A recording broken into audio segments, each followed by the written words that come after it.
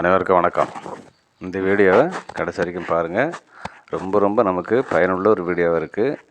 என்னென்னா, நாங்கள் வீட்டில் அந்த க்ரோ பேக் வாங்கி அதில் நிறைய செடிகளை வச்சுருக்குறோம்.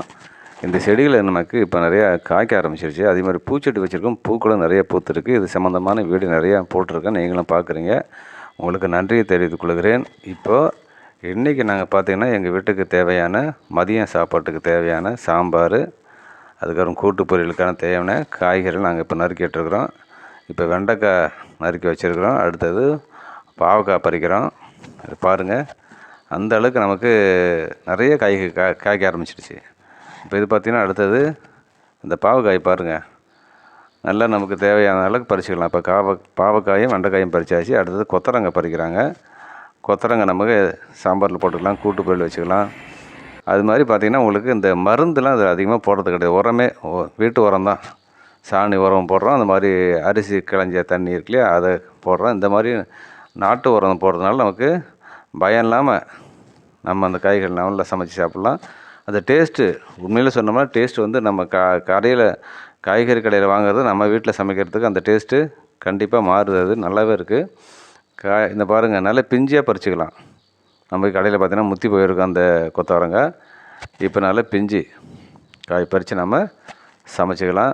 ஒரு வீட்டுக்கு தேவையான காய்கறி அப்படியே கிடைக்குது. 2 பேர் 3 பேர் சாப்பிட்ற அளவுக்கு நல்லா காய்க்குது. நம்ம டெய்லி அதில் பறிச்சுக்கிறோம். தக்காளி போட்டிருக்குறோம், அதையும் நம்ம எடுத்துருக்குறோம். இப்போ அடுத்து முள்ளங்கி, கேரட்டு போட்டிருக்கோம், அது முளைச்சி வந்திருக்கு. அது வரும்போது அது வீடியோ உங்களுக்கு போட்டு காட்டுறேன். இப்போ கொத்தரங்காய் செடி 2-3 செடி தான் இருக்குது. அதில் எவ்வளோ காய்க்கு பாருங்கள். நிறைய பறிச்சுட்டு தான் இருக்கிறோம். அது வரைக்கும் நல்லா இருக்குது பார்க்குறதுக்கு. நமக்கு நல்ல பிஞ்சு கொத்தவரங்காய் நமக்கு சமைக்கிறதுக்கு தேவையான அளவுக்கு நமக்கு கிடைக்கிது.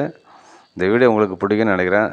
பிடிச்சிருந்தா ஒரு லைக் போடுங்க, உங்கள் நண்பர்களுக்கும் அதை ஷேர் பண்ணுங்கள். புதுசாக பார்க்குற நீங்களாக இருந்துச்சுன்னா சப்ஸ்கிரைப் பண்ணிட்டு பாருங்கள். ரொம்ப உங்களுக்கு பயனுள்ள வீடியோவாக தான் இருக்குன்னு நினைக்கிறேன். ஏன்னா நம்ம அதிகமான செலவு கிடையாது, ரொம்ப கம்மியான செலவு தான். இந்த க்ரோ பேக் வாங்கி அந்த மண் உரம் இவ்வளோதான், இதை கலந்து வச்சிட்டிங்கன்னா அது நிறைய காய்க்க ஆரம்பிச்சிடுது. 2 வாரம் 3 வாரத்தில் நல்ல செடி கிளம்ப ஆரம்பிச்சிது. ஒரு 15-20 நாள் இல்லை ஒரு மாதத்துக்குள்ள பார்த்தீங்கன்னா நிறைய காய் வைக்க ஆரம்பிச்சிடுது. நீங்கள் வீட்டுக்கு தேவையான காய்கள் நீங்களே பறிச்சுக்கலாம்.